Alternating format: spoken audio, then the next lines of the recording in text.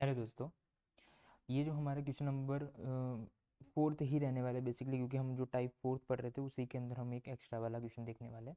क्योंकि इससे पहले वाले जो क्वेश्चन किया था इसी बेसिस पे सेम, तो उसमें हमारा जो ऑप्शन आ रहा था कि एक भी पेयर्स नहीं बन रहे थे, तो आपको मे भी समझ में नहीं आया होगा। तो इस क्वेश्चन में आपको अच्छे से वो समझ में आ जाएगा कि मैं कैसे पेयर्स की बात कर रहा था, है ना। कि how many such a pairs of the letter are there in the word. जो हैकर है has that has as many he letter between them in the word as in the alphabet. अब यहाँ पे बैकवर्ड और ये फॉरवर्ड ये सब चीज़ें नहीं है, तो इसका मतलब ये नहीं है कि वो चीज़ आपको नहीं समझ में आ रही है। सेम ही क्वेश्चन है एकदम, उसको ही सेम टू सेम करना है आपको। How many letter between them, ठीक है। तो क्या करेंगे, देखिए सबसे पहले हम लिखेंगे HACKER, ठीक है।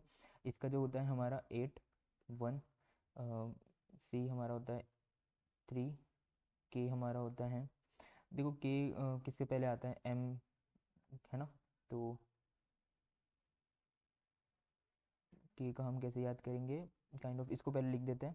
आर का हमारा 18 होता है, ई का हमारा होता है 5, और के होता है हमारा के एल, और एम एम होता है हमारा 13 12 और 11, ठीक है। फाइन, तो इस तरीके से आप याद कर सकते हैं। अब हमको पेयर्स देखना है। मान लो कि ये क्या हमारा ए और सी, तो 1 और 3, बट इसके बीच में कोई भी लेटर नहीं है।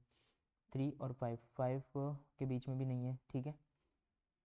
8 और 11, देखिए 8 के बाद 9 10 और 11 3, यानी कि HIJ,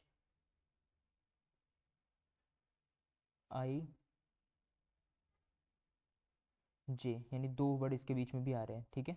तो 8 के बाद देखो 9 10 और 11, है ना, तो दो वर्ड इसके बीच में आ रहे हैं, तो एक ये वाला पेयर्स आपका बन रहा है ना। देखिए एच के बाद क्या होता है, 9 के बाद IHIJ और के, तो जे और आई यहाँ पे होता है, जे यहाँ होता है और के हो जाता है, तो ये फॉलो हो रहा है, पैटर्न हमारा फॉलो हो रहा है अल्फ़ाबेटिकली। तो एक पेयर तो हमारा ये बन गया। और देखते हैं सी के बाद में ई, देखिए तो इसके बाद डी आता है और ई आता है, सी के बाद डी आता है, ई आता है, तो एक पेयर ये भी बन रहा है, सिंपल। और देखिए के बाद आर, के फो नहीं आ रहा, ठीक है। ई के बाद आर नहीं, ई के बाद देखिए, ई के बाद के देखिए, नहीं, के बाद में ए, तो नहीं, एक तो पेयर नहीं आ रहा है। सी और ए नहीं आ रहा। एच और सी के बीच में, एच और के बीच में आ रहा है, ठीक है। तो दो पेयर्स हमारे यहाँ पे बन रहे हैं। तो आई होप कि आपको ये चीज़ समझ में आ गई कि किस तरीके से इस क्वेश्चन को करना है। आपका क्या आंसर आता है मुझे को कमेंट बॉक्स में आपको कमेंट करके बताइएगा।